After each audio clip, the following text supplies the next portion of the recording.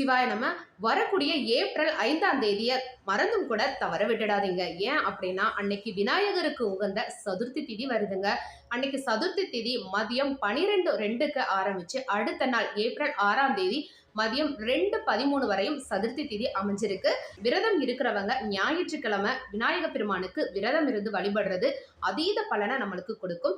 சங்கடங்களை தீர்க்கும் சங்கடகர சதுர்த்தி. குடும்பத்துல எந்த சங்கடங்கள் இருந்தாலும் மனக்குழப்பம் இருந்தாலும் இந்த சங்கடகர சதுர்த்தி அன்னைக்கு முறையா விரதம் இருந்து விநாயக பெருமானை வழிபடும் பொழுது சகல சௌபாகியங்களும் கிடைக்கும் அப்படின்றதுல எந்த ஒரு மாற்று கருத்துமே இல்லை. இந்த அற்புதமான நாளை தவற விட்டுடாதீங்க.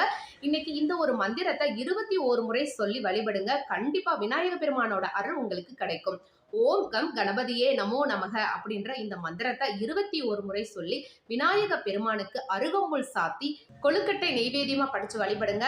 கண்டிப்பா விநாயக பெருமானோட அருள் உங்களுக்கு கிடைக்கும். இந்த அற்புதமான நாளை தவற விட்டுடாதீங்க. சிவாய நம. வாழ்க வளமுடன். நல்லதே நடக்கும்.